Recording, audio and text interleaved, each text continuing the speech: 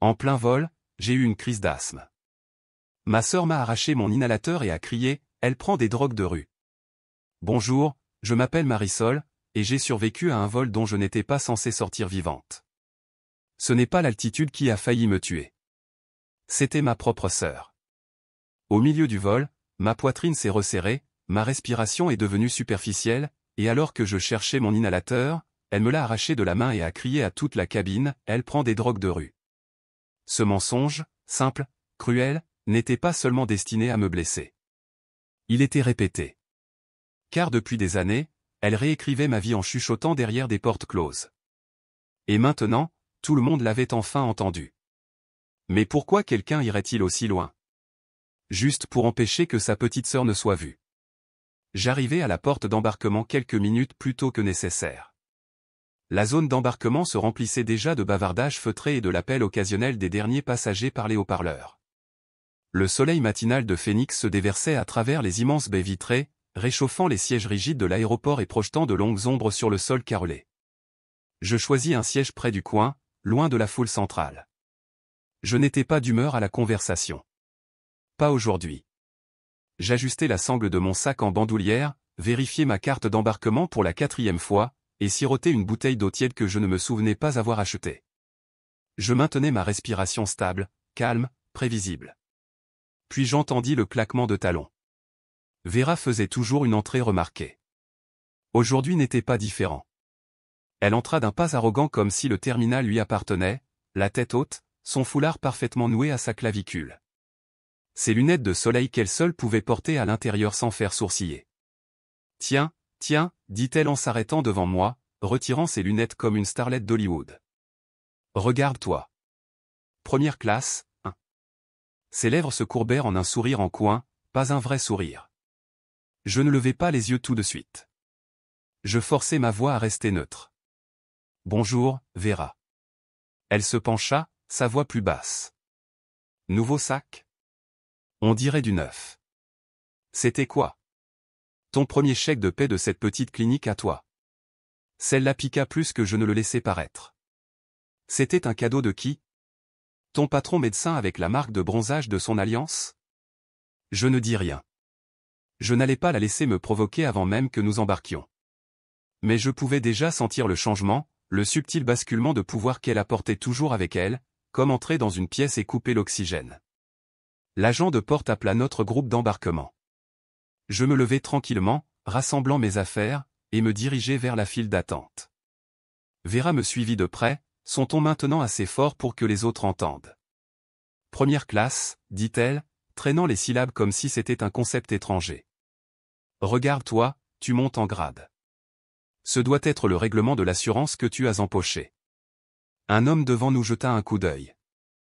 Vera sourit comme si elle venait de faire une blague innocente.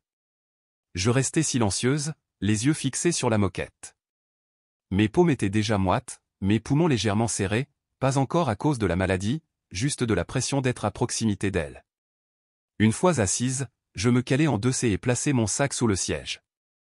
Je saisis mon inhalateur, plus par habitude que par besoin, et le tins lâchement dans ma main. Ma respiration était normale, mais j'avais appris au fil des enquêtes près de Vera nécessitait une préparation. Elle se laissa tomber sur le siège à côté de moi. Tu sais, les gens parlent, surtout dans les familles. Ils disent que tu joues la carte de la sympathie depuis des années.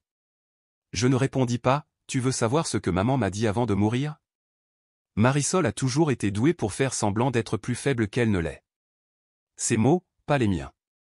Ce n'était pas vrai du tout. Et elle le savait. Mais elle savait aussi que je ne discuterais pas. Pas ici, pas en public. Pas avec des étrangers à portée de voix qui pourraient hocher la tête en signe d'accord sans connaître l'histoire. L'avion commença à rouler. Je fermai les yeux, stabilisant ma respiration. Ce n'était qu'un vol, moins de 2 heures. Je pouvais survivre 2 heures. 30 minutes dans les airs, la pression changea. Le serrement familier commença à s'enrouler dans ma poitrine. Ce n'était pas soudain, mais c'était vif, comme une ceinture invisible qui se resserrait de l'intérieur. Je cherchais dans mon sac d'une main, essayant de garder mes mouvements calmes. Vera se pencha. « Tu ne vas pas nous faire ça maintenant » chuchota-t-elle, son ton glacial. Tu ne vas pas faire une scène et jouer ton haut numéro de l'asthme comme à Thanksgiving dernier. Je sortis l'inhalateur et appuyai sur le capuchon. Elle bougea plus vite que je ne l'aurais cru. Un mouvement rapide et il avait disparu, arraché de ma main, tenu haut comme si elle avait trouvé quelque chose d'illégal. Assez de cette camelote, siffla-t-elle. Je haletai. J'essayai de l'attraper, mais elle se décala sur son siège, me bloquant avec son bras. Une hôtesse de l'air passa. Vera éleva légèrement la voix, assez pour attirer l'attention mais pas l'alarme. Elle va bien, elle panique juste toute seule. Je maîtrise la situation. L'hôtesse la regarda, puis moi. Mes mains tremblaient maintenant, ma poitrine se soulevant trop vite, trop superficiellement. J'essayais de parler, mais ma gorge se fermait. La femme se tourna de nouveau vers Vera. « Elle est avec vous ?» Vera hocha la tête. « Ma sœur. Elle devient comme ça quand elle ne mange pas. C'est comportemental. » Je voulais crier, mais je ne pouvais pas. Mes poumons ne me le permettaient pas. Je montrai mon poignet, le bracelet d'alerte médicale que je n'enlevais jamais, celui que maman s'était assurée que je porte depuis mes 8 ans. Les yeux de l'hôtesse y jetèrent à peine un coup d'œil. « Je vais chercher de l'eau, dit-elle avant de disparaître dans l'allée. J'essayais d'attraper mon téléphone, mais ma vision se brouillait sur les bords. Vera se pencha à nouveau, la voix basse. « Tu as cherché ça, à vouloir jouer la victime. Mais tu ne sortiras pas de cet avion en faisant croire à tout le monde que tu es une héroïne. Pas cette fois. » C'est alors que c'est arrivé. Elle se leva, se tourna vers l'équipage et les rangées les plus proches, et éleva la voix avec une précision théâtrale. Elle prend des drogues de rue. La cabine devint silencieuse. Les têtes se tournèrent. Des téléphones sortirent. Quelqu'un haleta. Un passager de l'autre côté de l'allée murmura « Elle fait une overdose ?» Je sentis les regards sur ma peau, brûlants, suffocants, mais rien ne faisait plus mal que la satisfaction dans la voix de Vera, calme, posée, comme si elle rendait service à tout le monde. Je griffai l'air pour respirer, pour la vérité, pour que quelqu'un me regarde et voie une personne au lieu d'un problème. Mais tout ce que je voyais, c'était Vera tenant mon inhalateur comme une preuve dans un procès auquel je n'avais pas consenti. Les gens ne bougèrent pas tout de suite. C'était comme si sa voix avait paralysé l'avion tout entier dans une immobilité momentanée, comme si quelqu'un avait débranché le bourdonnement de la routine et jeté la cabine dans le vide. Je pouvais entendre le faible clic d'une application d'appareil photo.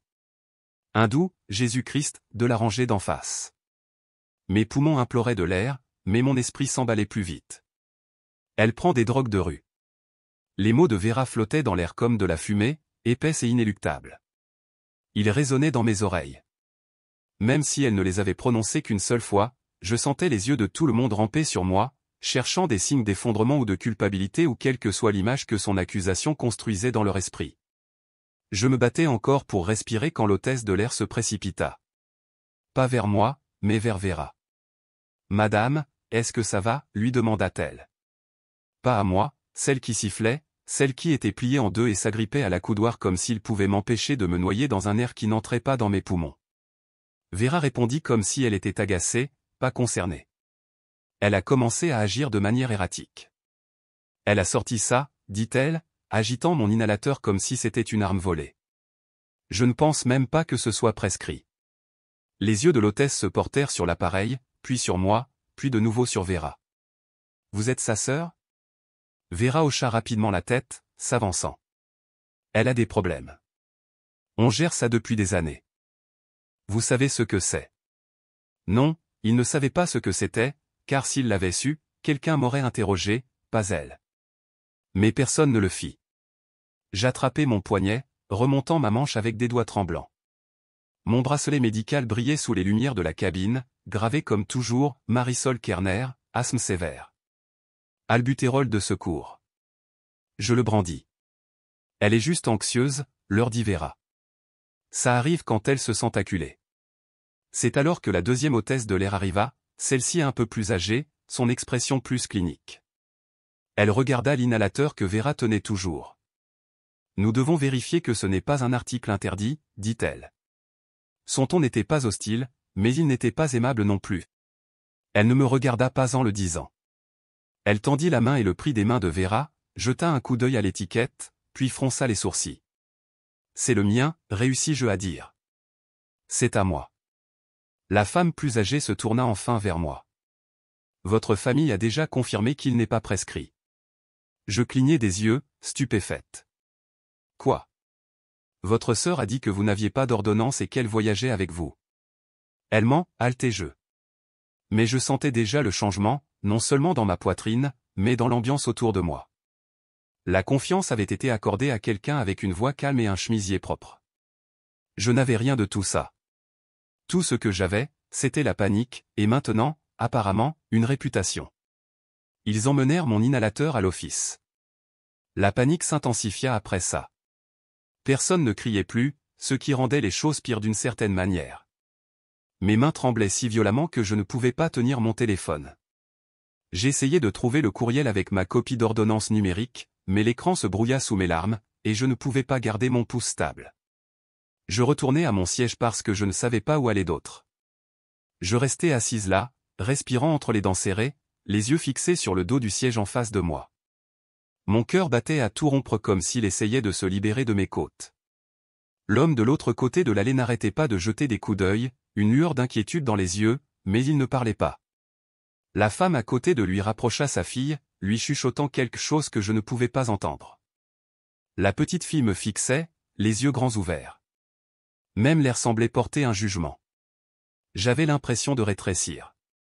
Je voulais disparaître dans le sol et ne plus jamais avoir à remonter. Tout en moi criait à la justice, pour que quelqu'un se lève et dise « Attendez, quelque chose ne colle pas ici ». Mais personne ne le fit. Pas encore. J'étais seul.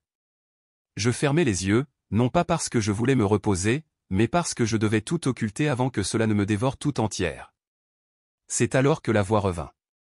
Pas celle de Vera. Pas cette fois. Une autre voix, superposée sous le brouillard de ma panique, plus claire que tout ce que j'avais entendu de tout le vol. Tu prends toujours des choses qui ne t'appartiennent pas. Je connaissais cette voix. Elle appartenait au cauchemar de mon moi de 11 ans. Soudain, je n'étais plus dans un avion. J'étais dans le salon de tante Lucie. L'été, la chaleur collant à ma peau, la télévision diffusant des dessins animés en arrière-plan. Je fixais un billet de $20 sur la table basse, de l'argent qui n'était pas à moi et ne m'avait jamais tenté. Mais il disparut quelques minutes plus tard, et Vera était déjà dans la cuisine en train de dire à tante Lucie qu'elle m'avait vu fourrer quelque chose dans ma poche. Je niai, confuse et en larmes. Tante Lucie ne cria pas, mais elle ne me crut pas non plus. Elle me demanda juste d'aller m'asseoir dehors jusqu'au dîner. Vera resta assise dans la fraîcheur du salon, sirotant un soda et regardant son émission pendant que j'attendais sur le porche, les joues rouges et l'estomac noué de honte. De retour dans l'avion, j'ouvris les yeux. Cette même culpabilité acide revint, caillée par l'âge et la répétition. Elle a toujours été une voleuse. C'est ce que Vera avait dit en se penchant juste avant de crier à l'équipage. Pas assez fort pour que les autres entendent, juste assez pour moi. Assez pour me replonger dans la version de moi-même qu'elle préférait, impuissante, sans voix, coupable sans raison. Mais je n'avais plus 11 ans. Je me redressai. Ma respiration était encore rauque, mais c'était suffisant. Je ferai en sorte que ce soit suffisant parce que je connaissais la vérité maintenant, plus clairement que jamais. Elle ne me voulait pas faible parce que j'étais faible. Elle avait besoin que je sois faible pour qu'elle puisse garder le contrôle. Et si cela signifiait me laisser suffoquer devant des étrangers pour protéger son image, elle le referait. Ce murmure s'enroula au bord de mon esprit comme une fumée qui ne m'avait jamais vraiment quitté. Il vivait dans les espaces silencieux des dîners de famille et des appels d'anniversaire auxquels je n'étais pas convié. Il résonnait au fil des ans chaque fois que quelqu'un dans la famille plaisantait en disant que j'étais dramatique, que je prenais les choses trop à cœur, que j'étais sensible. La vérité, c'est que j'avais été conditionné à rester silencieuse parce que chaque fois que j'essayais de parler, quelqu'un de plus bruyant réécrivait l'histoire, et personne n'était plus bruyant que Vera. Je pressais mon front contre la fenêtre fraîche de l'avion, laissant mes yeux se brouiller avec les nuages à l'extérieur.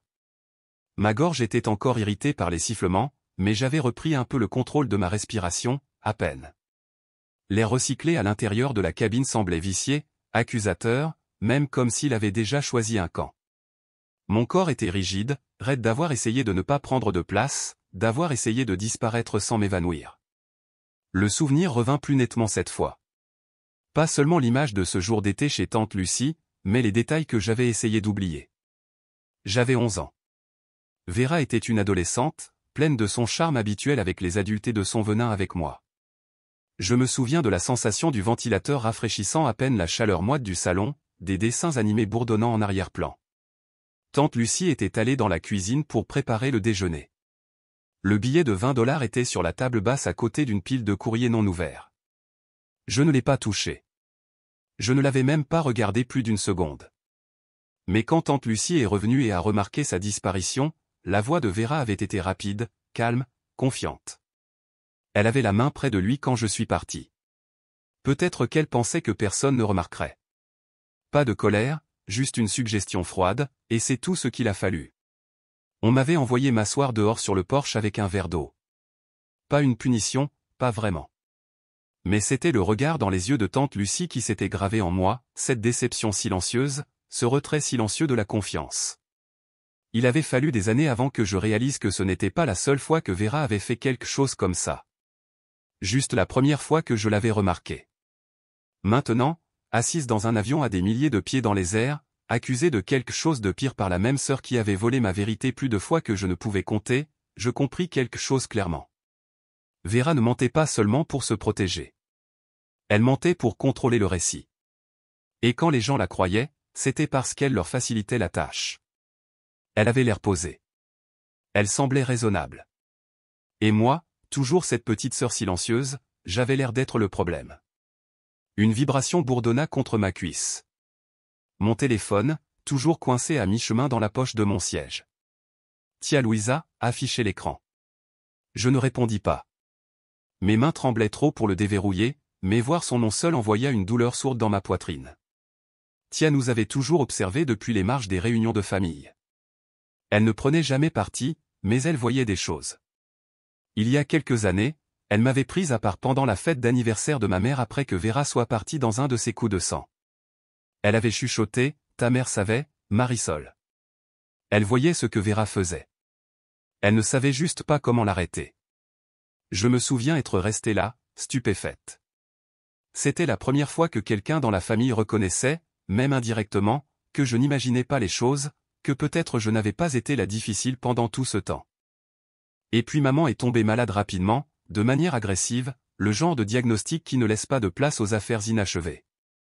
Après sa mort, Vera avait endossé le rôle de matriarche comme s'il l'attendait, organisé les funérailles, envoyé les documents de succession, géré les avocats. J'étais en deuil.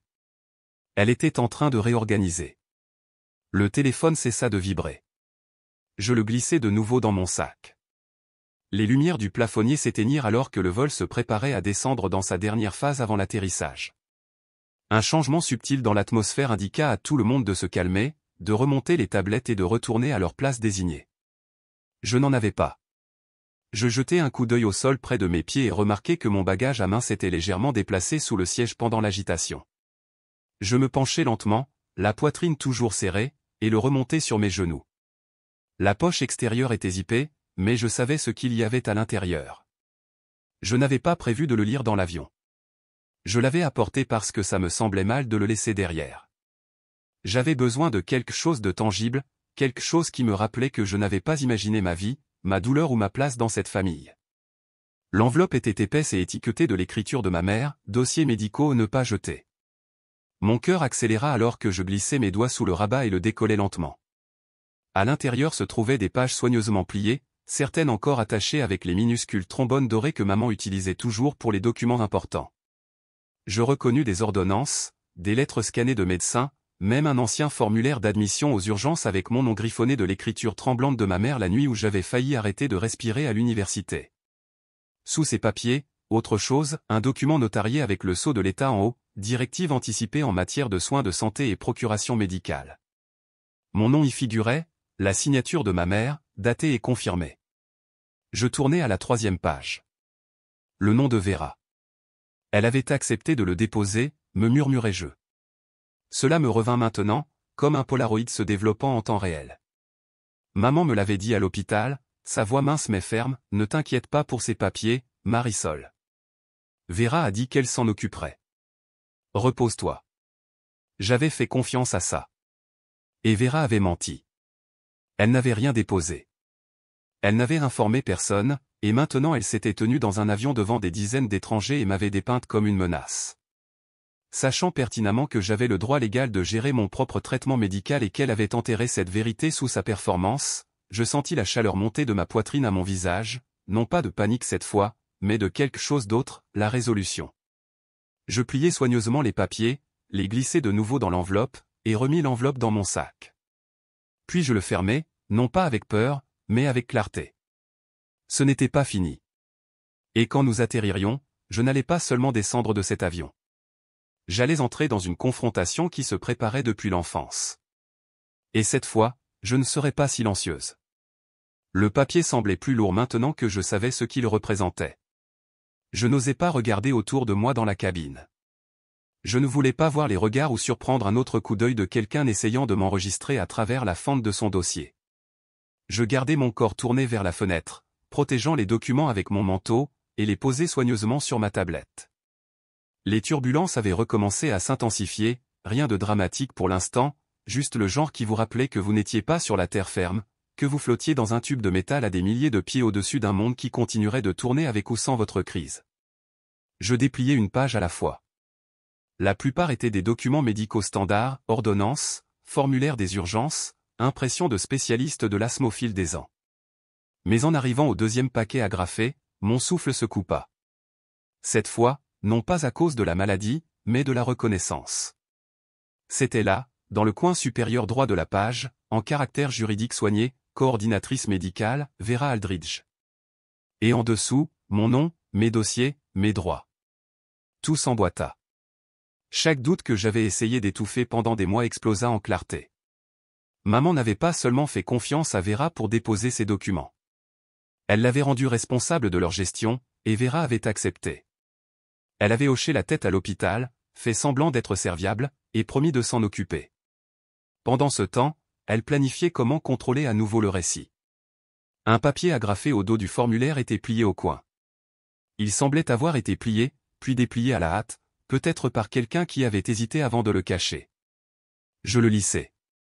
Une note de l'écriture de ma mère, Marisol, garde ça avec toi. Si jamais il arrive quelque chose et que je ne peux pas parler, ceci dit que tu peux. Ma gorge se serra. Je ne me souvenais pas de cette note quand j'avais fait mes bagages. Je ne savais même pas qu'elle était là-dedans. Mais maintenant, c'était comme si maman avait tendu la main à travers le silence, à travers les années d'effacement, et m'avait rendu ma voix. L'avion tangua légèrement.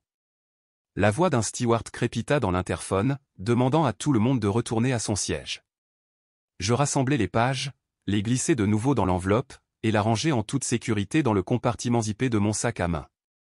Puis je saisis mon portefeuille pour vérifier quelque chose que je n'avais pas regardé depuis des semaines. Ma carte d'assurance. Elle n'était pas là. Je clignai des yeux. J'ouvris chaque pli de mon portefeuille, vérifiai chaque recoin. Pas de carte. À la place, je trouvai une autre carte de la même compagnie, même logo, même palette de couleurs, mais celle-ci était expirée. Et le nom dessus, Melissa Carandro. Pas moi. Même pas proche. Je restai assise là, stupéfaite pendant un moment, fixant la mauvaise carte comme si elle pouvait changer si je la regardais assez longtemps. Puis ça me frappa. Vera avait eu accès à mon sac au terminal. Elle avait insisté pour m'aider à réorganiser mes affaires après le contrôle de sécurité. Elle avait fait une remarque désinvolte sur le désordre de mon sac à main. « Laisse-moi t'aider », avait-elle dit. « Tu vas perdre quelque chose d'important dans ce trou noir. » C'est à ce moment-là qu'elle l'avait fait. Elle a subtilement pris ma carte. Elle en a placé une autre. Elle a saboté ma preuve de traitement et créé assez de doutes pour se faire passer pour la personne de confiance quand j'ai inévitablement craqué sous la pression. Je saisis la coudoir du siège d'une main et mon sac à main de l'autre. Ma tête bourdonnait, pas d'anxiété cette fois, mais de rage enveloppée de précision. La trahison froide et délibérée n'était pas un accident. C'était une tactique. Elle ne voulait pas seulement me faire taire. Elle voulait s'assurer que je ne pourrais pas me prouver même si j'essayais. L'allée était dégagée maintenant. La plupart des passagers s'étaient calmés après le drame précédent. L'air était plus calme en surface. Je me levai lentement, les genoux raides, et m'avançai dans l'allée.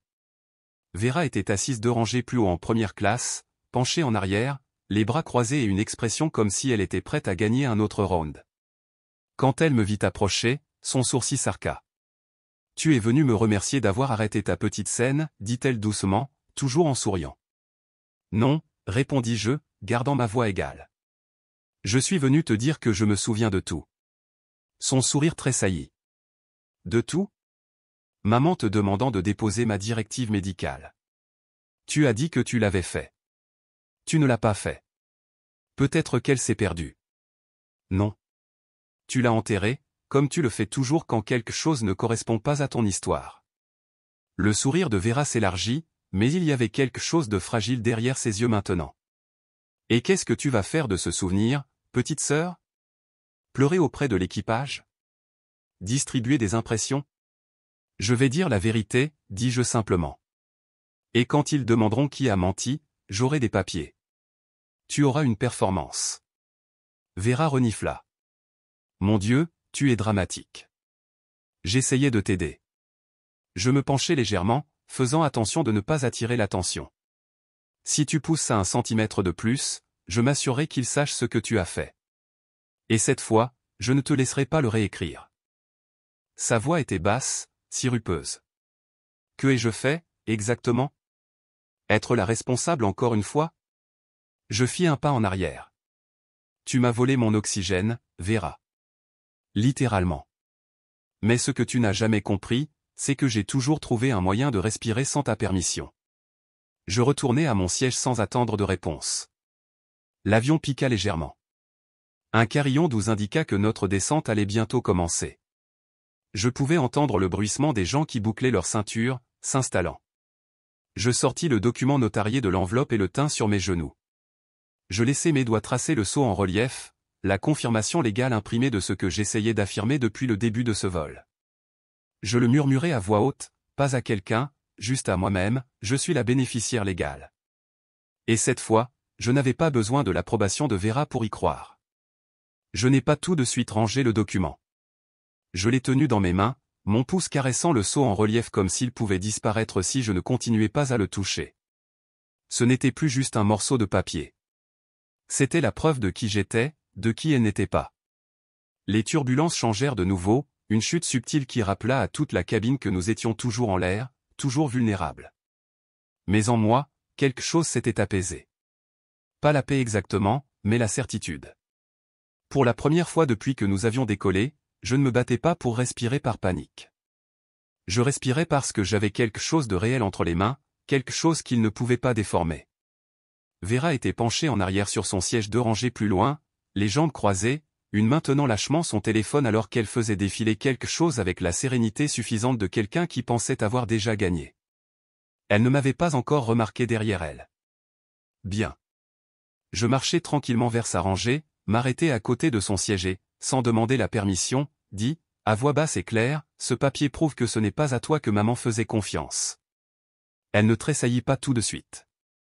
Son regard resta sur son écran une seconde de plus avant qu'elle ne lève les yeux vers moi, amusée. Oh, ma chérie, tu t'accroches encore à des bouts de papier. Elle le dit comme si j'étais une enfant agitant un dessin au crayon, pas un document légal avec son nom estampillé en noir et blanc à côté de responsabilités qu'elle n'avait jamais remplies. Je ne répondis pas. Je me tournai et me dirigeai vers l'arrière de la cabine, sachant qu'elle me suivrait.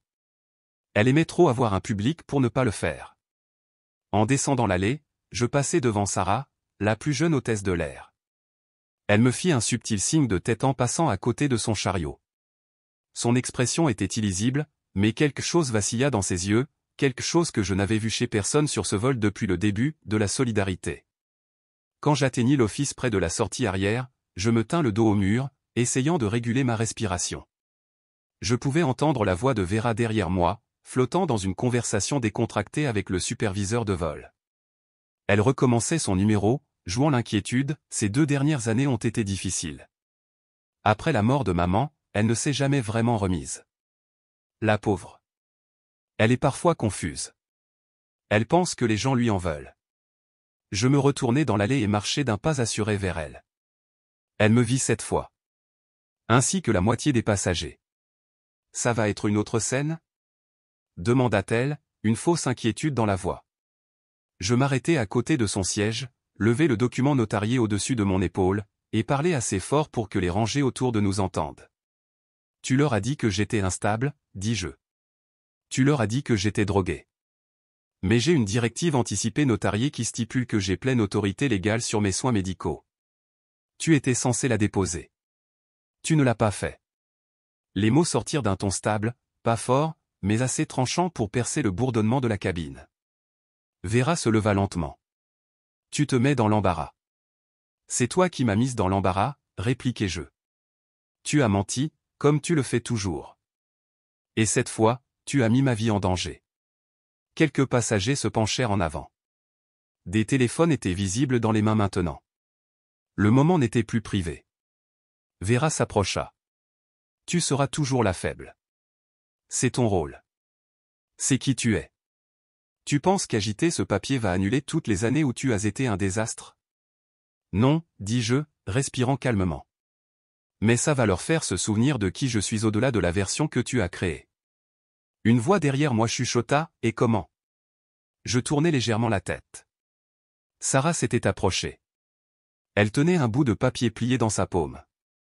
Elle s'avança et me le passa doucement comme si elle me remettait juste un reçu. Sa voix était basse mais sans équivoque, les images de la cabine sont sauvegardées, dit-elle. Si vous avez besoin d'aide plus tard, j'ai tout vu. Je pris le papier, le serrant juste un peu. Non pas parce que j'en avais besoin pour respirer, mais parce qu'il me rappelait que je n'étais pas entièrement seul dans cette épreuve. J'apprécie, chuchotai-je en retour. Vera vit l'échange. Sa bouche s'ouvrit, mais rien n'en sortit. Elle n'avait pas l'habitude d'être interrompue par des alliés qu'elle n'avait pas prévus. Je me rassis, le cœur battant, non pas de peur, mais de l'adrénaline de tenir tête après une vie passée à ne pas le faire. Sarah descendit l'allée comme si de rien n'était. Vera s'attarda près de l'office, parlant avec le superviseur, essayant toujours de se présenter comme la voix de la raison dans une tempête de drame familial. Mais son ton avait changé. Il manquait de conviction maintenant, comme si elle jouait un rôle qu'elle ne savait pas trop comment terminer. Je fixai de nouveau le document, non pas pour validation et je n'avais plus besoin de le voir mais parce que je voulais que ce soit la dernière chose que je regarde avant de me relever, parce que je n'avais pas fini. Et puis, presque trop parfaitement, mon téléphone vibra contre le côté de mon siège. Il était tombé plus tôt pendant le pire de la confrontation. Maintenant, son écran était allumé, un message vocal de maman. Mes doigts bougèrent avant même que je puisse penser. J'appuyai sur lecture, m'attendant à un court message automatique, mais à la place sa voix remplit l'espace entre mes oreilles, m'enveloppant comme un souvenir. Marisol, si jamais quelque chose ne va pas, j'ai besoin que tu m'écoutes. Ne laisse pas Vera parler pour toi. C'est en toi que j'ai confiance. Tu l'as toujours été. Je t'aime, et tu peux le faire. La cabine était silencieuse. Trop silencieuse. Le volume n'avait pas été bas. Les gens avaient entendu. Je ne me retournai pas. Je n'avais pas besoin de voir le visage de Vera. Il a commencé à jouer avant même que je réalise que mon doigt avait tapé sur l'écran. Mon téléphone, toujours posé près de mes pieds, avait survécu à tout le chaos, aux tremblements et aux disputes. Et maintenant, il avait trahi Vera de la manière la plus poétique qui soit. La voix de ma mère, claire, délibérée et d'une fermeté déchirante, flotta dans l'air de la cabine comme si elle n'avait jamais quitté sa gorge. Si quelque chose arrive, dit-elle, sa voix déjà affaiblie par la maladie, je veux qu'il sache que c'est en Marisol que j'ai confiance. Elle obtient tout. Pas Vera, dit-elle. Personne ne dit un mot. Le faible bourdonnement des moteurs continuait, et un bébé quelques rangées plus loin laissa échapper un gémissement, mais tout le reste s'était figé. On pouvait sentir le silence s'installer, non pas par confusion, mais par reconnaissance. Le genre d'immobilité qui s'installe lorsqu'un mensonge s'effondre en temps réel. Je levai les yeux. Tout autour de moi, les visages se tournaient. Certains étaient écarquillés, d'autres confus. D'autres, principalement des passagers plus âgés, semblaient savoir exactement ce qui venait de se passer. Le genre de vérité qui avait été longtemps enfoui venait d'être ressuscité à 10 000 mètres d'altitude. Vera ne dit rien tout de suite. Son expression changea, mais pas comme je m'y attendais. Ce n'était pas de la rage, ni même du déni. C'était de la peur, car elle réalisait enfin que ce n'était plus seulement une affaire entre elle et moi. C'était public. C'était réel. Et quelqu'un d'autre, maman, avait parlé plus fort que nous deux depuis l'au-delà. Quelques rangées plus loin, une femme d'âge moyen sortit son téléphone. Je vis son pouce taper sur l'écran, enregistrement. Derrière moi, quelqu'un marmonna, vous entendez ça? C'était sa mère. Je me penchai, ramassai doucement mon téléphone et le tins contre ma poitrine. Mes mains tremblaient à nouveau, mais pas de panique cette fois. C'était l'adrénaline. Quelque chose de puissant, d'ancien et plein de feu avait été allumé. Et je n'étais pas seul. Cette prise de conscience me frappa juste au moment où une main se tendit de l'autre côté de l'allée. C'était un homme d'une 60aine d'années, bien rasé, vêtu d'un blazer marine. « Avez-vous besoin de quelque chose ?» demanda-t-il doucement. « De l'eau? Un médecin ?» Je secouai la tête, les yeux toujours rivés sur Vera. « Laissez-moi vous aider, » dit-il, cette fois à l'hôtesse de l'air qui s'avançait vers moi avec des pas prudents. « Je vais bien, » répondis-je. « Mais j'ai besoin que quelqu'un m'aide à prendre quelque chose dans mon bagage à main. » L'hôtesse hocha la tête. « Bien sûr. De quoi avez-vous besoin? » Il y a une lettre. Elle est de ma mère. Elle est dans la poche latérale, sous la doublure. L'homme au blazer se leva, attrapa mon bagage à main dans le compartiment supérieur et le posa doucement sur le siège à côté de moi. Il ouvrit soigneusement le compartiment avant, soulevant la doublure comme je l'avais indiqué, et là elle était, la lettre, pliée, nette, avec un petit morceau de ruban adhésif médical la scellant. Il me la tendit, mais je ne l'ouvris pas. Je regardais les gens autour de moi, les téléphones toujours sortis, le silence calme et respectueux qui s'était installé dans la cabine, puis je tins la lettre en l'air. « Voudriez-vous la lire ?» demandai-je à l'homme. « Je ne peux pas. Pas maintenant. » Il hésita un moment, puis hocha la tête. Il brisa doucement le ruban adhésif et déplia le papier.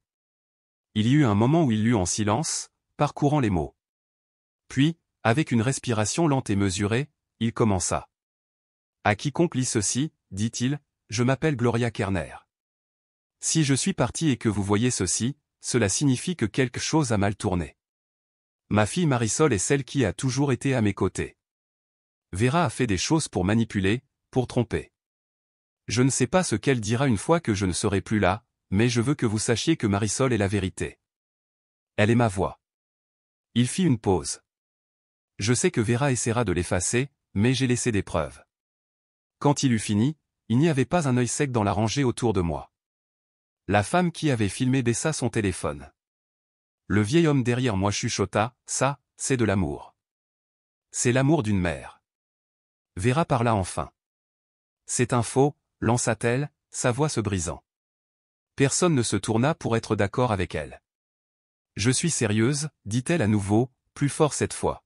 « Vous pensez tous qu'elle est innocente, mais vous ne savez pas ce qu'elle a fait au fil des ans.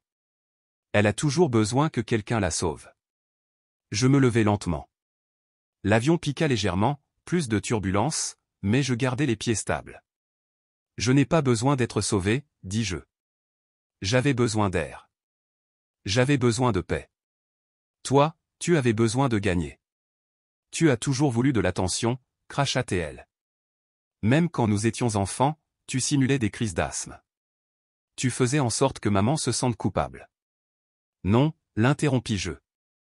C'est toi qui la faisais se sentir coupable parce qu'elle savait ce que tu étais, et elle ne pouvait pas t'arrêter. Mais moi, je le peux. Quelques passagers commencèrent à applaudir doucement. Ce n'était pas fort. Ce n'était pas bruyant, mais c'était suffisant. La superviseure de vol apparut à l'avant de la cabine, téléphone à la main, un casque en place. Nous avons contacté le service juridique, annonça-t-elle. Il y aura la sécurité de l'aéroport et des représentants de la compagnie aérienne qui attendront à la porte. Nous avons extrait l'audio et la vidéo de la cabine. Un jeune homme vers l'avant, probablement dans la trentaine, tourna son téléphone vers nous. « Vous êtes devenu viral, » dit-il. Plus de 100 000 personnes regardent ça en ce moment. Le visage de Vera blêmit. Ma mère avait parlé. Ces mots avaient traversé toutes les années, le silence, les assassinats de caractère, et maintenant la vérité n'était pas seulement connue, elle était documentée et enfin crue. Au moment où l'équipage de vol a annoncé que le service juridique attendrait à la porte, j'ai senti quelque chose changer, non pas dans l'avion, mais dans l'air entre Vera et moi. Elle est devenue silencieuse, non pas parce qu'elle n'avait plus de mots, mais parce qu'elle avait enfin réalisé que ce n'était plus elle qui donnait le ton. Pour une fois, c'était moi. Les gens ne chuchotaient plus derrière leurs mains. Ils réagissaient ouvertement, beaucoup d'entre eux scotchés à leur téléphone, regardant le direct en temps réel. De temps en temps, je captais des bribes de ce qui se disait à l'écran. Elle mérite justice. Elle essaie de respirer, littéralement et métaphoriquement. S'il vous plaît, que quelqu'un l'aide à l'atterrissage. J'avais toujours craint l'attention du public. Grandir dans l'ombre de Vera m'avait appris à survivre dans les marges, à marcher sur la pointe des pieds autour de ses humeurs, de ses accusations, de sa domination. Mais en ce moment, avec toute la cabine témoin de ma vérité enfin entendue, je me sentais plus forte que jamais. Le signal de ceinture de sécurité retentit. Les compartiments à bagages cliquetèrent avec le doux grondement de la descente.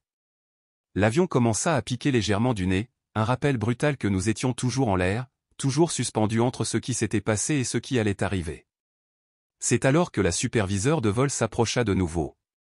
Elle s'agenouilla à côté de mon siège, sa voix basse, ferme, calme. « Marisol, dit-elle. Vous sentez-vous en danger si votre sœur reste à bord jusqu'à l'atterrissage » Je pris une inspiration. Pas un halètement superficiel, une vraie, pleine inspiration. Je me sentais invisible, répondis-je. Mais plus maintenant. La superviseure hocha la tête comme si elle comprenait plus que ce que j'avais dit. Compris.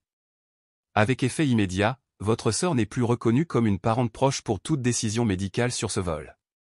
Je l'ai retirée du journal d'assistance aux passagers. De 2 rangées plus haut, j'entendis Vera ricaner, le genre de demi-rire haletant qu'elle utilisait quand quelque chose n'allait pas dans son sens, mais qu'elle voulait faire comme si cela ne la dérangeait pas. La superviseure ajouta, nous avons également signalé l'incident à la direction. Si vous préférez débarquer séparément, nous nous en occuperons. Non, dis-je, croisant son regard.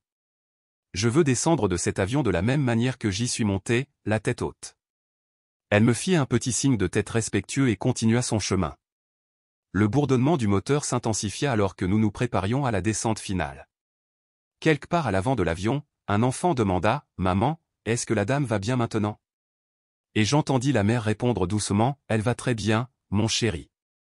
Elle va vraiment très bien. » Vera n'avait pas bougé. Elle restait assise, le dos raide, les bras croisés, fixant la fenêtre comme si elle était au-dessus de tout ça, comme si l'avion qui descendait autour d'elle ne la concernait pas du tout. Je me levai lentement, délibérément, remontai l'allée, non pas pour commencer quelque chose, mais pour le terminer correctement. Elle tourna légèrement la tête quand elle me remarqua à côté de son siège. « Tu as hâte d'être applaudi en descendant, » dit-elle, d'un ton plat, les yeux vifs. « Je n'ai pas besoin d'applaudissements, » dis-je. « Mais j'ai besoin que tu entendes ça. » Elle soupira, se pencha en arrière comme pour me donner la permission. Ça a toujours été sa manière de faire, prétendre accorder ce qui n'a jamais été à elle de permettre en premier lieu. « Tu penses que tout ce qui s'est passé sur ce vol était une question de pitié, » continuai-je. Mais ce n'était pas le cas. C'était une question de conséquence. La tienne. Elle plissa les yeux. Tu ne serais rien sans moi. C'est moi qui t'ai faite. Tu n'étais qu'une enfant maladive sans voix, sans colonne vertébrale. Je hochai légèrement la tête, absorbant cela comme je l'avais fait 100 fois auparavant. Puis je croisai son regard avec un calme qu'elle n'attendait pas, « Tu m'as effacé tant de fois, » dis-je. J'ai appris à me réécrire. Ses lèvres s'entr'ouvrirent comme pour répondre, mais rien ne sortit. Je retournai à mon siège juste au moment où la voix du pilote retentit dans les haut-parleurs. Personnel de cabine, préparez-vous à l'atterrissage. Le signal de ceinture de sécurité s'alluma de nouveau. Le carillon familier retentit dans la cabine. Tout autour de nous, les gens commencèrent à ranger, à remonter leurs tablettes, à attacher leurs ceintures, à plier leurs vestes. Il y avait une énergie différente maintenant. Pas seulement l'agitation habituelle d'avant l'atterrissage. C'était autre chose, une tension collective, une anticipation, la justice se rapprochant. Une voix derrière moi parla fort comme si elle s'adressait à toute la cabine. « Cette femme ne mérite pas seulement un atterrissage, » dit l'homme. « Elle mérite d'être reconnue. » Il y eut des murmures d'approbation. Quelqu'un applaudit une fois, puis une autre, puis quelques autres se joignirent. Cela ne se transforma pas en une ovation debout, et j'en fus reconnaissante. Ce n'était pas du théâtre. C'était réel. Je me tournai vers la fenêtre. Le paysage d'Auckland commençait à apparaître sous les nuages, le quadrillage des rues, la lueur tranquille de la circulation matinale, les bâtiments se réveillant encore. Une larme roula sur ma joue, non pas de tristesse ou de peur, mais de quelque chose que je ne pouvais pas tout à fait nommer. Peut-être du soulagement. Peut-être le début d'une libération. À côté de moi, Sarah, la jeune hôtesse de l'air, passa pour vérifier nos ceintures. Elle s'arrêta, se pencha près de moi et chuchota pour que je sois la seule à entendre, « Vous l'avez fait. » Et je chuchotai en retour, « Pas encore, mais j'y suis presque. » Elle esquissa un tout petit sourire et continua dans l'allée. Je regardai de nouveau par la fenêtre, observant la piste d'atterrissage approcher. Et alors que nous descendions, je le dis à voix haute, à personne en particulier, pas même à Vera, mais à moi-même. Je ne poursuis pas en justice par vengeance. Je poursuis en justice parce que le silence a failli me tuer. Je suis resté assise pendant que l'avion roulait lentement vers la porte, observant le personnel au sol à travers le petit hublot ovale. Tout bougeait dans un rythme calme et mécanique à l'extérieur, comme si rien d'extraordinaire ne s'était produit au cours des 2 dernières heures. Mais à l'intérieur, quelque chose d'irréversible s'était déchaîné. Je pouvais le sentir dans la façon dont les gens me regardaient maintenant, non pas avec pitié, non pas avec doute, mais avec quelque chose de plus proche du respect ou peut-être juste de la reconnaissance, comme si après tout, ils me voyaient enfin comme quelqu'un de réel, quelqu'un qui s'était battu pour exister au grand jour. Au moment où le signal de ceinture de sécurité s'est éteint, je ne me suis pas levé. Je n'avais pas besoin d'être la première à descendre de l'avion. Je voulais être la dernière à laisser cette histoire derrière moi, mais je n'allais pas partir en silence. La superviseure de vol est revenue avec une tablette à la main, tapotant doucement mon épaule. « Mademoiselle Kerner, nous sommes prêts à enregistrer votre déclaration si vous souhaitez poursuivre. » J'ai hoché la tête et j'ai pris le stylet qu'elle me tendait. Mes doigts n'ont pas tremblé cette fois. J'ai fait défiler la plainte officielle, mise en danger, diffamation, entrave à l'accès aux soins médicaux. Chaque mot était comme une expiration. Chaque case cochée était une petite récupération de tout ce que Vera avait essayé de me nier, le souffle, la crédibilité, la dignité. J'aimerais aussi que cela fasse partie du rapport interne de la compagnie aérienne, ai-je ajouté. Pas seulement un journal d'incidents. Elle a hoché la tête. C'est déjà le cas. J'ai signé mon nom. Juste au moment où je rendais la tablette, une voix a flotté dans l'allée derrière moi, profonde, chaleureuse, avec un léger enrouement. « Jeune femme, a-t-elle dit, vous vous êtes battue avec vos poumons et votre dignité. C'est rare. » Je me suis retourné et j'ai croisé les yeux d'un gentleman noir âgé qui était assis 3 rangées derrière moi pendant tout le vol. Je l'avais à peine remarqué pendant le chaos, mais quelque chose dans sa présence maintenant me semblait rassurant. Je n'ai pas parlé tout de suite, j'ai juste fait un petit signe de tête, pressant mes lèvres ensemble pour les empêcher de trembler. La plupart des gens paniquent ou s'emportent quand le monde essaie de les faire taire, a-t-il continué. Vous avez juste tenu bon. Vous n'avez pas crié. Vous n'avez pas bronché. Cela demande plus de courage que la plupart des gens n'en ont. Merci, ai-je réussi à dire. Il s'est tapoté la poitrine. J'ai 3 filles. Je les ai élevées pour qu'elles s'expriment. Vous voir aujourd'hui m'a donné le sentiment d'avoir bien fait les choses. C'était le genre de compliment qu'on ne peut pas acheter, qu'on ne peut même pas demander. Il a enraciné quelque chose en moi. Je ne m'attendais pas à ce que la gentillesse d'étranger soit la chose qui me fasse finalement pleurer. Mais c'était le cas. J'ai essuyé une larme du coin de l'œil alors que les passagers commençaient à se lever lentement, à attraper leurs sacs, à se préparer à débarquer. 2 agents de la TSA se tenaient juste à l'extérieur des fenêtres de la porte, flanqués d'un responsable de la sécurité de la compagnie aérienne. Derrière eux, un groupe de personnes avec des badges de presse attendait, certains pointant déjà des appareils photo vers l'avion. Vera s'est levée aussi, lentement, prudemment. Elle n'était plus droite et posée. Sa mâchoire était serrée, ses yeux passant d'un visage à l'autre comme si elle essayait de prédire qui la croirait encore, qui pourrait la défendre, qui pourrait s'en aller. Je l'ai suivie des yeux alors qu'elle se dirigeait vers l'avant de l'avion, jetant un coup d'œil à son téléphone comme s'il pouvait lui offrir un plan d'évasion. Elle ne m'a pas parlé. Elle n'a pas osé.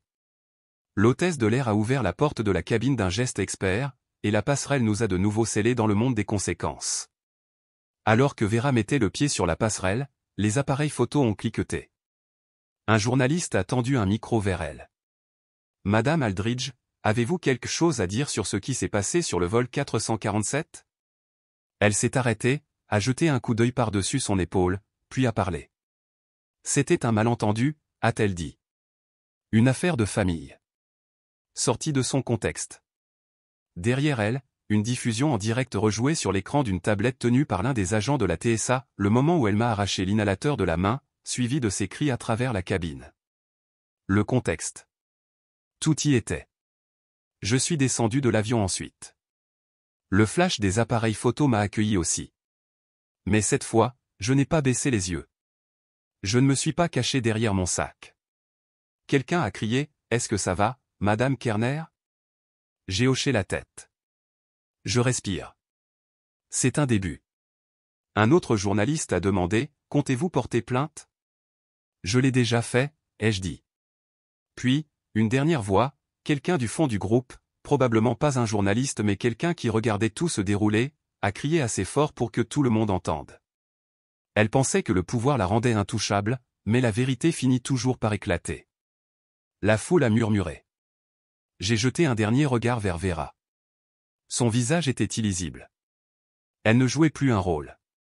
Elle était juste prise dedans. J'ai été escorté dans un couloir séparé où un coin tranquille avait été aménagé pour ma déclaration officielle. Une agente de la TSA m'a offert de l'eau et un endroit pour m'asseoir. J'ai pris l'eau, j'ai refusé la chaise. Je ne suis pas ici pour me reposer, lui ai-je dit.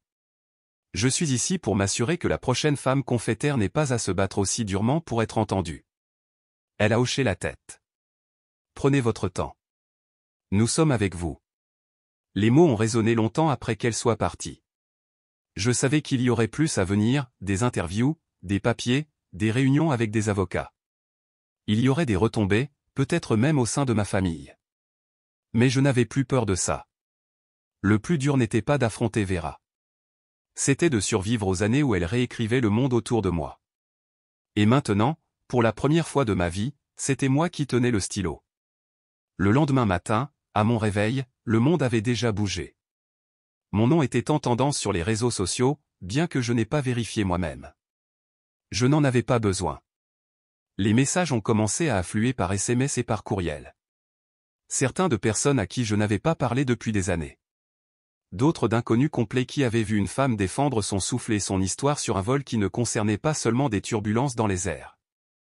Et pourtant, je ne ressentais aucune envie de célébrer.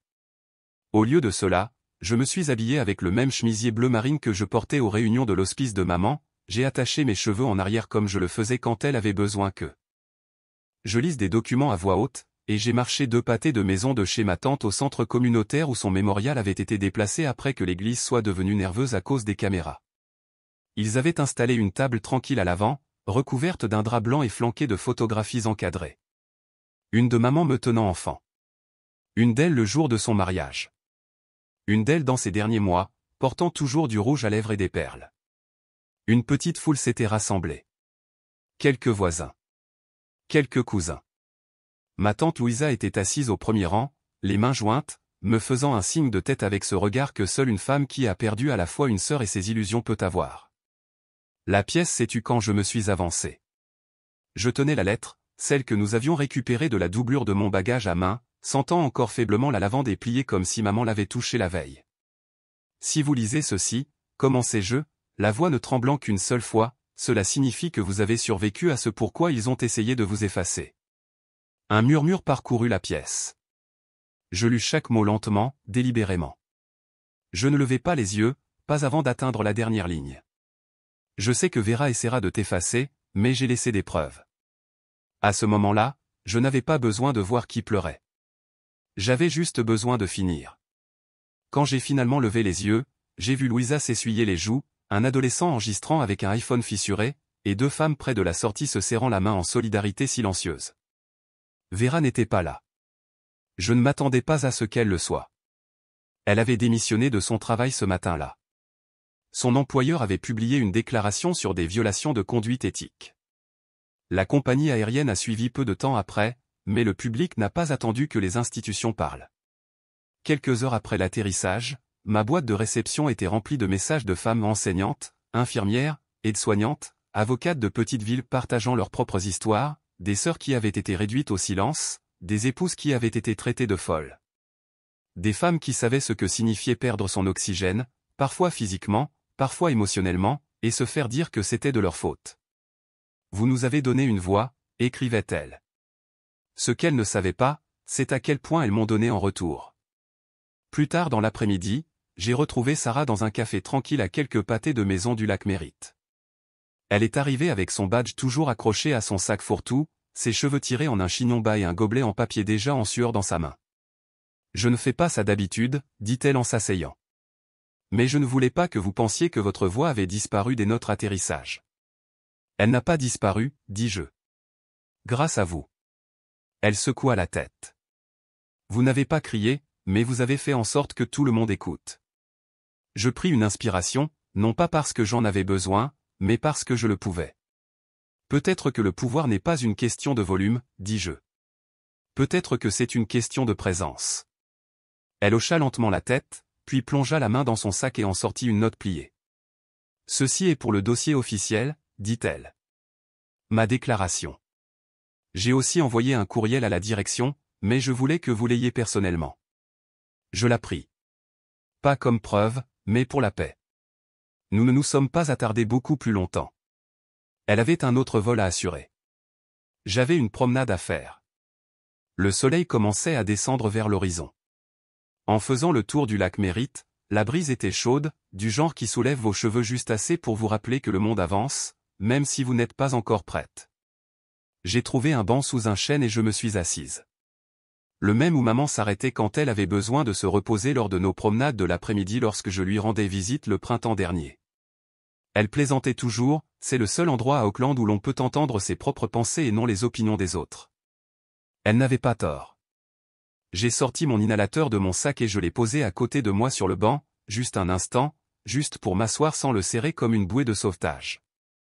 Des gens passaient devant moi, certains avec des chiens, d'autres avec des écouteurs, la plupart n'ayant aucune idée de qui j'étais.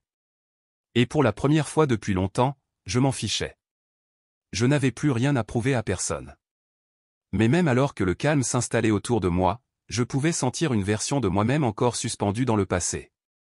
11 ans, assise sur le porche de tante Lucie, tenant un verre d'eau que je n'avais pas demandé, les poumons serrés, la gorge brûlante d'accusations que je ne comprenais pas. Et même maintenant, même après tout, une partie de moi était encore assise là. Je murmurais au vent, sans attendre de réponse. J'ai obtenu justice. Mais une partie de moi a toujours 11 ans, assise sur ce porche, traitée de voleuse. Les feuilles bruissèrent au-dessus de moi comme si quelqu'un avait entendu. J'ai attrapé mon inhalateur, l'ai remis dans mon sac et je me suis levé. Je n'en avais plus besoin. Pas aujourd'hui. J'ai marché le long du lac, un pas à la fois, le cœur stable. J'ai survécu. Non pas pour lui prouver qu'elle avait tort, mais pour devenir celle que j'étais avant qu'elle ne me rende invisible. Parfois, la survie n'est pas seulement une question de souffle. Il s'agit de récupérer la vérité qui vous a été enlevée, morceau par morceau. Marisol ne s'est pas battue contre sa sœur avec les poings ou la fureur. Elle s'est battue avec sa présence, avec du papier, et avec les derniers mots de sa mère. Que feriez-vous si quelqu'un dans votre famille essayait d'effacer votre voix?